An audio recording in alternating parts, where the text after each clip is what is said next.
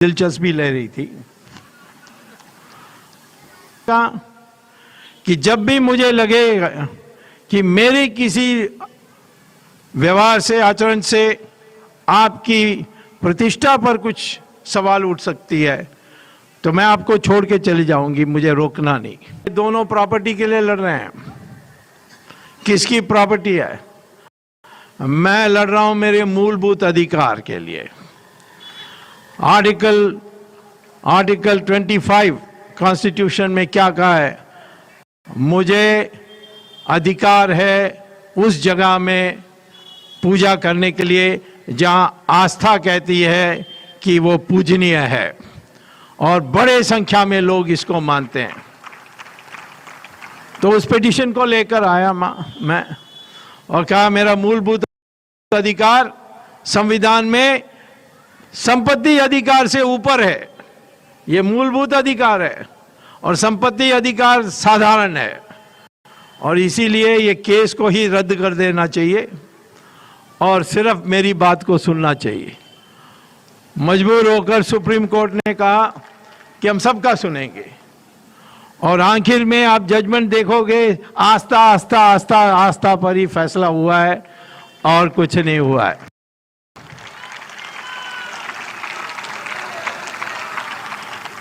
वैसे हमें प्रशंसा जरूर करनी चाहिए मुस्लिम नेतृत्व को कि फैसला आने के बाद कोई गड़बड़ी किया नहीं। भड़काने के लिए बहुत हुआ।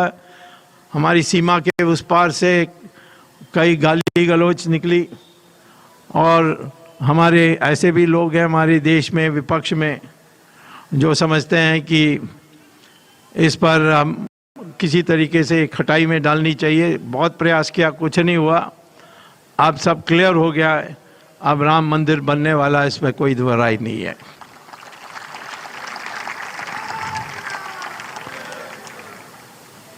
मैं ये भी कहता हूं कि राम हमारे लिए एक विशेष भगवान है क्योंकि मर्यादा पुरुषोत्तम होने के कारण उनके जीवन में जो आचरण थी वो आचरण हम नकल कर सकते हैं। कृष्ण भगवान का नकल नहीं कर सकते क्योंकि वो भगवान है। वो जानते थे भगवान है, भगवान है। रामचंद्र जी इस धरती में मनुष्य के रूप में, एक राजा के रूप में काम की और उन्होंने जो नैतिकता दिखाई, जो उन्होंने रास्ता दिखाई, उसको हमें अपनाना चाहिए। जब पहले उनकी विवाह हुई थी सीता के साथ और सीता को लेकर आए अयोध्या में, तो जैसे प्रवेश किया उन्होंने सीता को कहा कि हमारी परंपरा है राजाओं में कि जब पहली बार पत्नी आती है तो उसको एक पुरस्कार देते हैं। तो मैं एक पुरस्कार आपको दूंगा कि मेरा वचन है कि मेरी तो एक ही रानी होगी और कोई नहीं होगा, सिर्फ सीता होगी और कोई नहीं होगा। ये उन्होंने वचन दिया। वैसे तो राजा 4-5 शादी करते थे। दशरथ के पास भी मेरे ख्याल में 3 पत्नी थे और लेकिन रामचंद्र जी का जो मर्यादा है उसको हमें पालन करनी चाहिए। जो व्यवहार उन्होंने सीता के साथ की, और सीता ने क्या कहा कि जब भी मुझे लगे कि मेरे किसी व्यवहार से, आचरण से आपकी प्रतिष्ठा पर कुछ सवाल उठ सकती है तो मैं आपको छोड़ के चली जाऊंगी, मुझे रोकना नहीं। कई लोग प्रोपेगेंडा करते हैं राम कैसे है, सीता जैसे को उसने वनवास भेज दिया। राम ने कभी नहीं भेजा। सीता ने कहा था कि ये जो अफवाहें चल रही हैं इससे आपकी प्रतिष्ठा कम होगी और इसीलिए मैं चली जाऊंगी और मुझे रोकना मत। और उन्होंने, रामचंद्र जी ने क्या किया, उसकी एक सीता की एक मूर्ति बनाई और सिंहासन के बगल में उसको रखते हुए उन्होंने सारे प्रशासन की थी और रात को वो फर्श में सोते थे। कहा कि जब तक सीता नहीं आएगी मैं बिस्तर में नहीं सोऊंगा। तो ये जब बातें तो बाहर निकलती नहीं है। राम के आज सबूत मिल रहे हैं कि राम थे। राम सेतु का जब हम बचाने में लगे, उसको तोड़ने के लिए सोनिया गांधी बड़ी दिलचस्पी ले रही थी। तो उस समय अशोक सिंघल और सरसंघचालक सुदर्शन जी ने मुझसे कहा कि अब तो लगता है कि राम सेतु को तोड़ देंगे। सेतु समुद्रम जो परियोजना है उसके अनुसार राम सेतु को काट के एक चैनल बनाने वाले हैं समुद्र के नीचे तराई में। क्यों? क्योंकि जहाज जो आते हैं यूरोप से, उनको श्रीलंका घूम के जाना होता है चेन्नई जाने के लिए। और यदि एक कैनाल बनेगी श्रीलंका और हिंदुस्तान के बीच में, राम सेतु रास्ते में, तो इसीलिए उसको काट के चैनल बनानी चाहिए। सारे संत लोग, सब लोग बड़े दुखी हुए। सारे शंकराचार्य लोग और मठाधीश सब ने दस्तखत करके एक पिटीशन सुप्रीम कोर्ट में फाइल किया और सुप्रीम कोर्ट ने इसको डिसमिस कर दिया। कह दिया कि ये डेवलपमेंट में हम धर्म का कोई रास्ता नहीं देखने चाहते हैं या कोई उसमें ऑब्स्ट्रक्शन नहीं चाहने चाहते हैं। तो बड़े दुखी होकर दोनों ने आकर कहा कि किसी तरीके से रोको, 1 हफ्ते के अंदर वो RDX लगा के तोड़ने वाले हैं। उस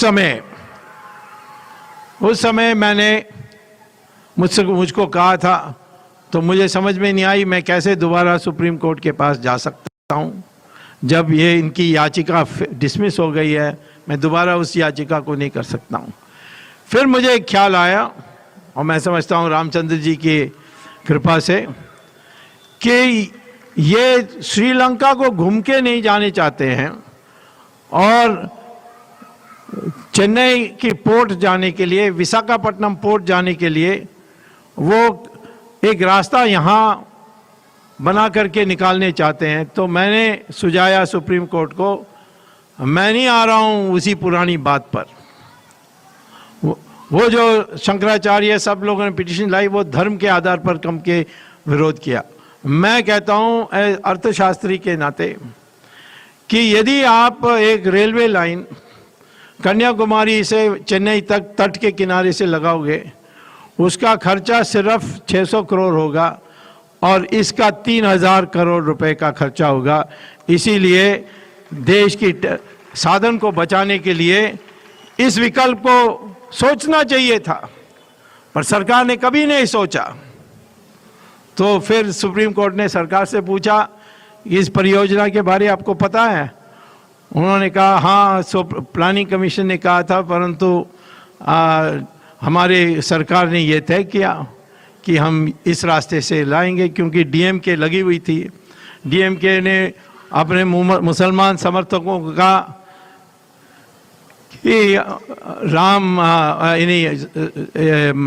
बाबरी मस्जिद को इन्होंने तोड़ा बीजेपी ने, तो हम राम सेतु को तोड़ के आपको तसल्ली देंगे, ऐसी भाषा में उन्होंने बोला।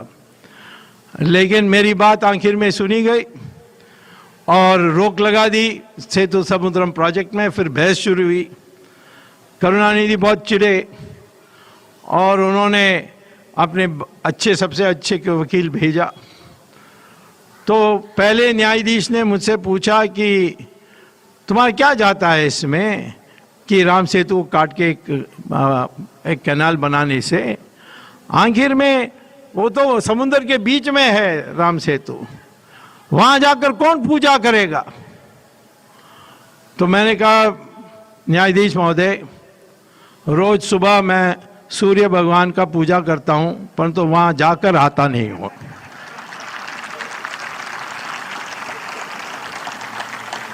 और न्यायाधीश का नाम था रविंद्रन। मैंने कहा आपका नाम रविंद्रन है, ये सवाल आपको पूछना नहीं चाहिए।